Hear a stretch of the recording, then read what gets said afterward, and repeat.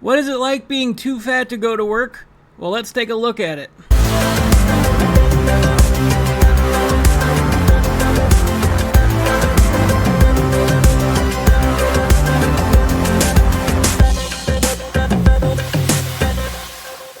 Hey everybody, it's Tony with Big T Bariatric and I'm back at you with another video. Today it is Monday, June 19th, 2023. I hope you're having a wonderful day so far. If you could do me a huge favor, please leave a like, leave a comment, and subscribe to my channel. I greatly appreciate it. So today we're going to look at a documentary from the UK that talks about what it's like over there when you become too fat to work. Now, we often take a look at that picture here in the United States. We have a lot of shows like My 600 Pound Life that shows just how difficult it is to be fat. You really don't have a lot of financial leeway. If you're lucky enough to get on disability, maybe you have a little extra pocket cash. But in the United Kingdom, it's a completely different beast altogether. Britain is bulging with people who are now too fat to work. I find it very hard to do certain things because of my weight. They cost the taxpayer £10 million each year. We get about £1,500 a month. And we're paying out for their benefits. I worked all my life, so why can't I have a little bit back?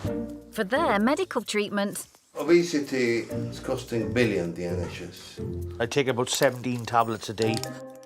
And for the cost of adapting their homes. My occupational therapist had the council put in a wet room for me. We're even forking out for cleaners. Mop, and if you can hoover in there and in here. Carers. Is there nothing else then? A salad cream perhaps. And brand new kitchens.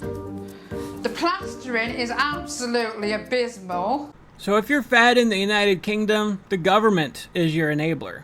You don't need a spouse. You don't need anybody else coming over to take care of you. They will do it on the taxpayer's dime. Yes, that's right. If you need someone to come over and clean your house, they will pay for it. If you need somebody to modify your home so you can enjoy being comfortable while fat, they will pay for it. If you even need a brand new kitchen in your house, yes, they will pay for it. And then the one guy who's like, I've been paying into the system my whole life. It's time for me to enjoy it. That's usually for people who are so old that they're disabled and they just can't work anymore. Why can't we save the money for them, the truly disabled, the people who have worked and put their whole lives into that system? Those are the people who deserve it, not people who just laze around and want to be fat and just decide that that's a lot easier than working anymore. So it seems like in a lot of ways being fat is their profession. Meet the people who can't work. I just gotta sit here and everyone moves around me. Don't work. I've paid into my system. I'm entitled to get the stuff that we get. You're entitled to it? You really believe that you're entitled to it. You think you deserve it because you paid into it.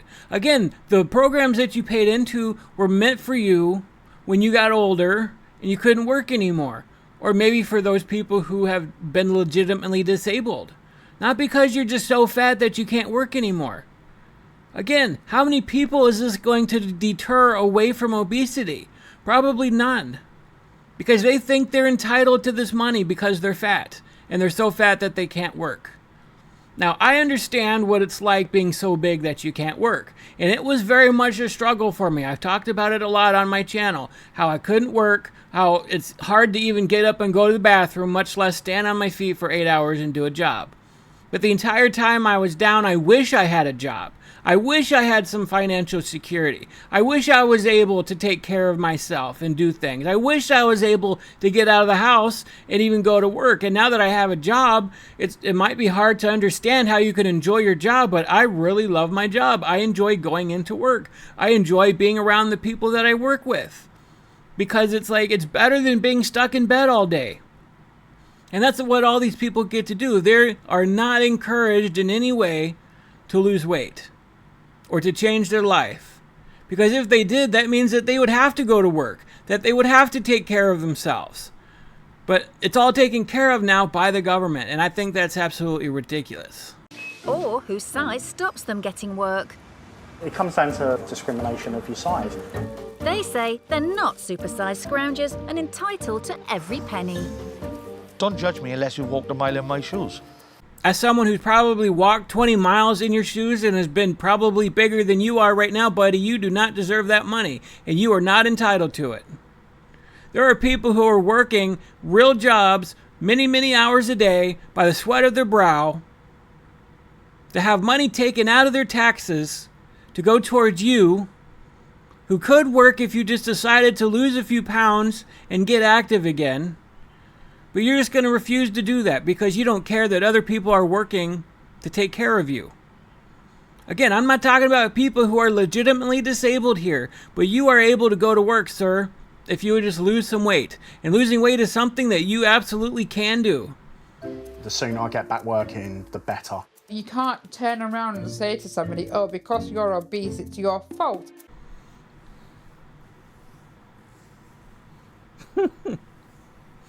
Oh, the entitlement, the absurdity, the ridiculousness. This is how a lot of fat people think. I'm glad I never had that mentality. I did need help. I did need people to help take care of me, and I hated every minute of it. It's what drove me to change because I was tired of seeing my friends just constantly helping me out financially and helping me out do things that I couldn't do, and I was breaking their furniture, and it really just needed to reverse itself. Like, I really needed to prove to them that I could do it, that I wasn't a hopeless case.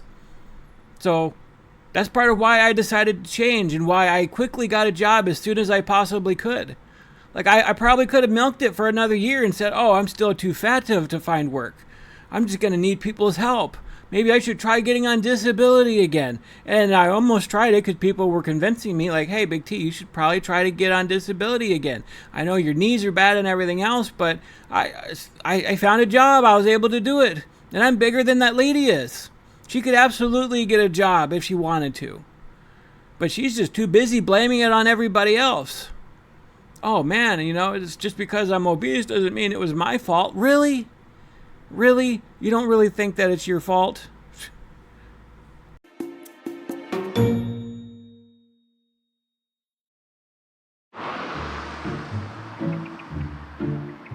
"21-stone Debbie Wood is morbidly obese and hasn't worked in 4 years.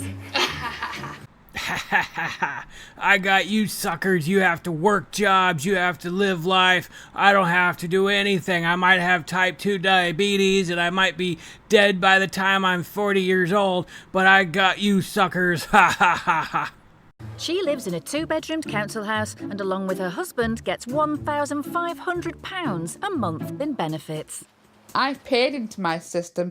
I'm entitled to get my disability, my carers allowance, my income support, and all the rest of the stuff that we get. But Debbie hasn't always been this big.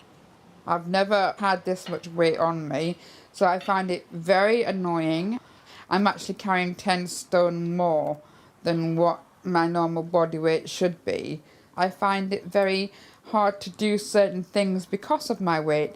But you don't have to do anything, right? Like, that's a good trade-off. Like, hey, I might not be able to do some stuff. I might be kind of struggling under my weight a little bit, but I get 1,500 pounds a month without even trying. Like, it's all getting taken care of. And if I need any kind of thing or treatment or anything, the government's going to pay for it. So what a perfect trade-off for me, right? Like, how many of you would trade in your freedom and your ability to do things for never having to work again? I mean, I don't know. I think a lot of people, probably even some of you watching, are like, well, if I never had to work again, I might trade that in for a little bit of fatness. But come on, guys, you don't want to be this big. You don't want to get to that size where you just can't do anything. Like, you are self-imposing yourself in a disability that is 100% your choice to do, but it's so destructive to your body that even after years and years of living that way, you're going to get tired of it. I mean, it's frustrating for me to see people miserable because they have to work, because they have to take care of kids, because they have to do the normal things that everybody does during their life. And yet it's all those things that I wish that I had, because I was stuck in my room so fat, and I couldn't even, like, I have to talk about how I watch summers. Just everybody's doing things and going on vacations and going to the lake and having all this fun time, and kids are playing, and I'm just watching it through my window. Just life is going by season after season, and everybody's doing all this great stuff, and I couldn't do it. I couldn't enjoy any of it. And I'm just telling you right now, it's not a good trade-off. It's just not a good trade-off. You don't want that life. You want the life where you're active and you're able to do things and you have these wonderful kids and you can go on vacation and you're not stuck in your bed all the time.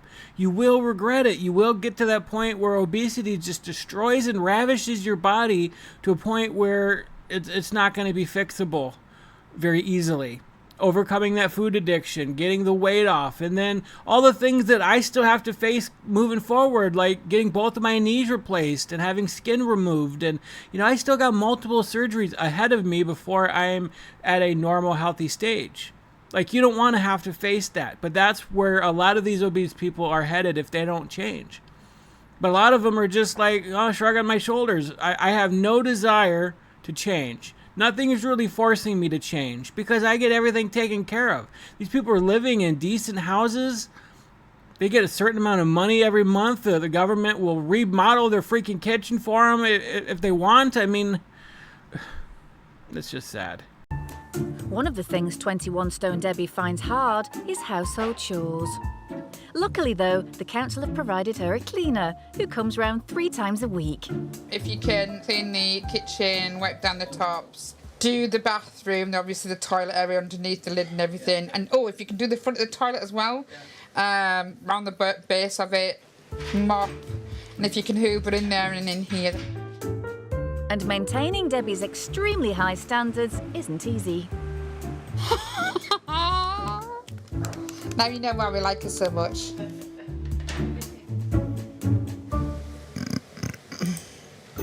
As well as Debbie's cleaner, her husband Steve has found his calling as her full-time carer. Steve does get an allowance for caring for me. It's not a great deal, but it is enough to help out a little bit.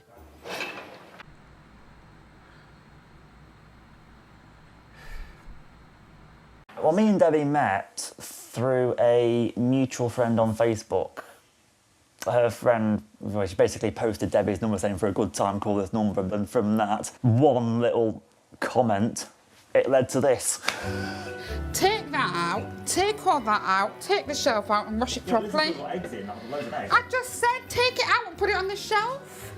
To me, marriage and caring, they go hand in hand anyway. That's what marriage is about. Take out the actual shelf itself and wash it in the sink. You get on a damn sight better that way. Being Debbie's carer is such a 24/7 job.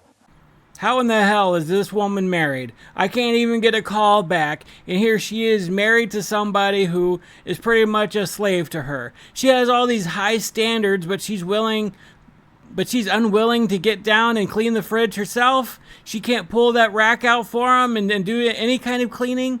So not only does she have 2 handlers, people who are cooking and cleaning and doing all the work for her, she's going to kick back in bed and play video games and whatever and acts like she can't do nothing. She's smaller than me. How is she not able to do anything? She is totally milking this. 100% she's milking it. She can do a lot more than she says she does, but she's making up all these excuses because she just enjoys sitting back in bed and pretending like she can't do nothing.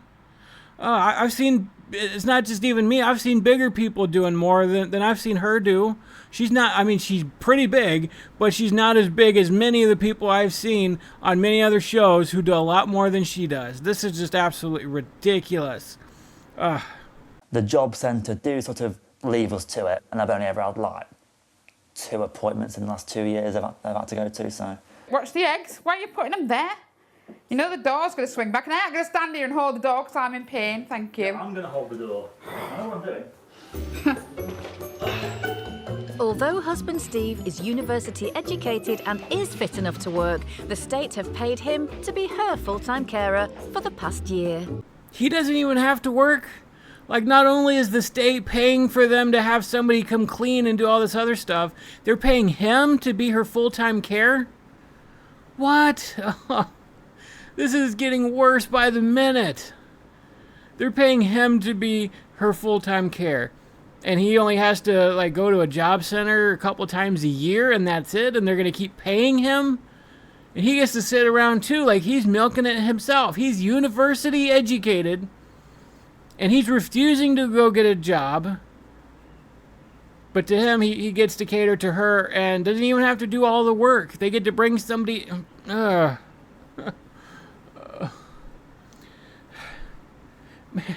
this is getting worse. This is getting worse. Because I'm always having to think a few steps ahead. What might she want next? Where's my glasses? They are... I'll be right. Ugh. I knew straight away it was going to be vile. This woman couldn't even reach next to her and look for her glasses.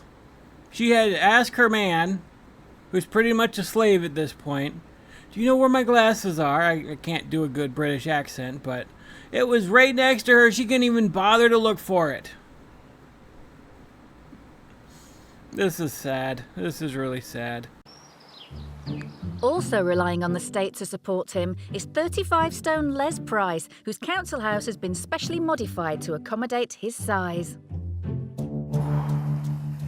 Excuse the mess and welcome to the boudoir. I've had some creams off the doctor because I got open sores, but I use like body butters for my belly because I have got like scabbed areas where things to rub. Oh.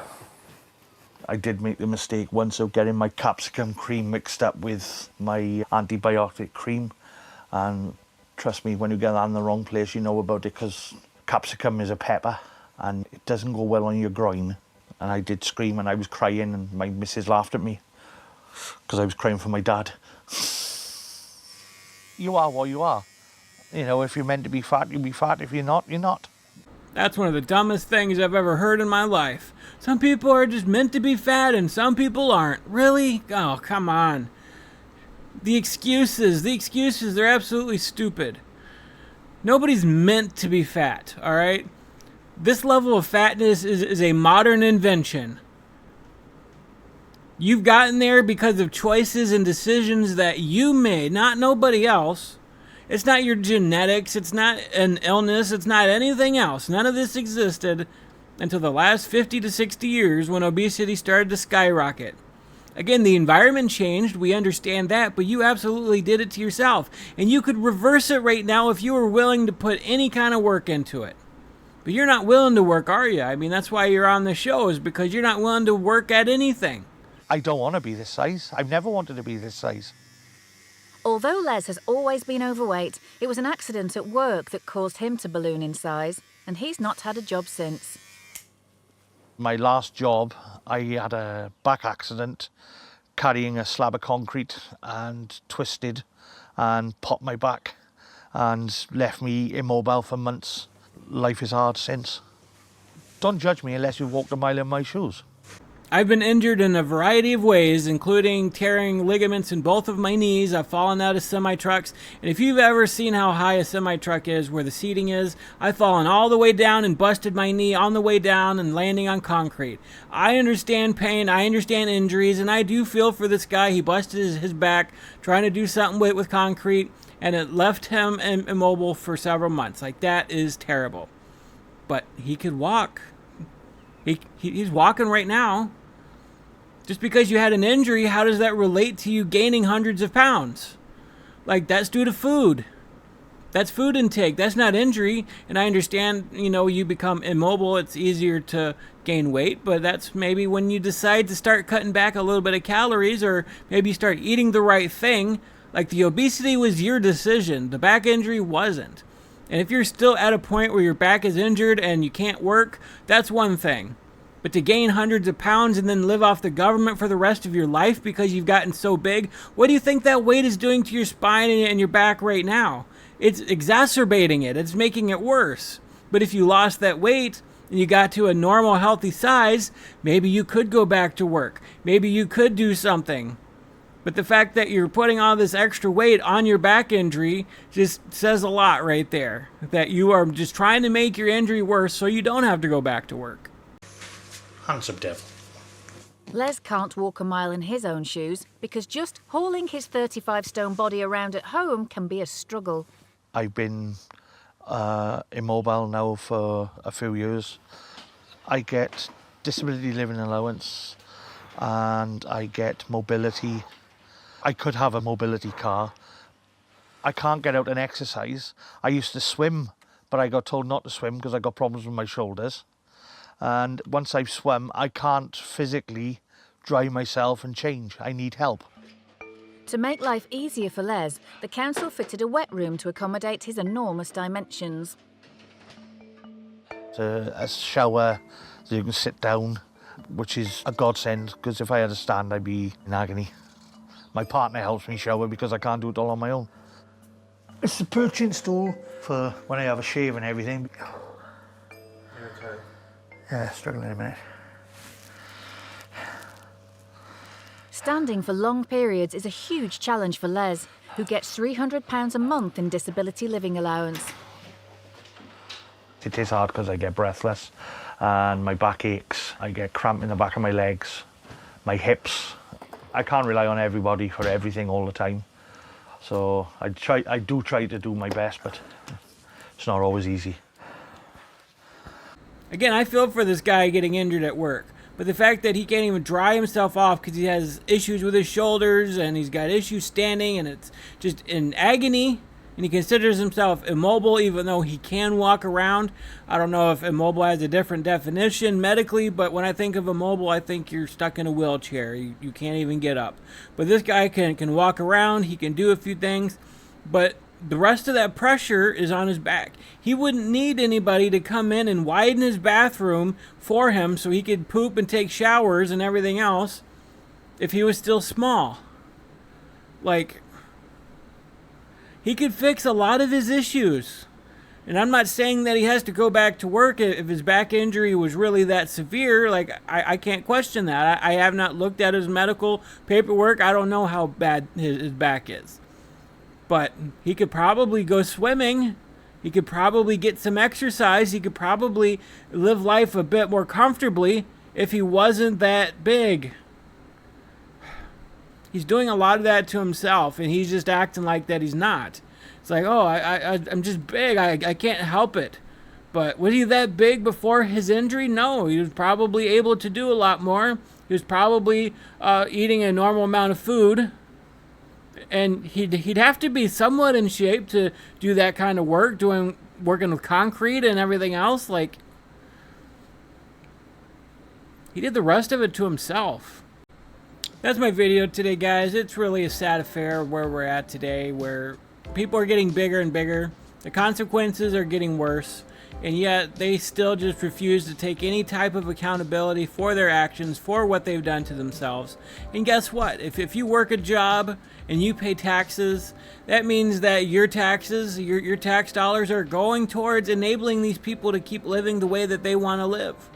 Maybe not so much here in the United States yet, but we're getting there. We absolutely are getting there, because now a lot of these people are making bigger demands, such as, hey, give us free airline seats. That's where it starts. And then before you know it, your tax dollars are going to go to making all sorts of changes, making, public transportation better, making different things more suitable for fat people. Like, it's just going to get worse and worse. I mean, we're headed down the wrong path right now. Instead of encouraging people to lose weight, like, I would gladly put my tax money towards helping people get healthy and losing weight, but not enabling them and making their lives better. Like, they need to be as uncomfortable as possible. And I know some of you are going to shun me for saying that, but if we can make being obese more and more uncomfortable, then there'll be less people choosing to live that way. But the more comfortable we make them, the more money we give them, the more we take care of them in that state, the less likely they are to lose weight. And that's just the reality of it. But that's my opinion. Let me know what you think down in the comments below. I appreciate you guys. I love you. I hope you have a great rest of your day. God bless you.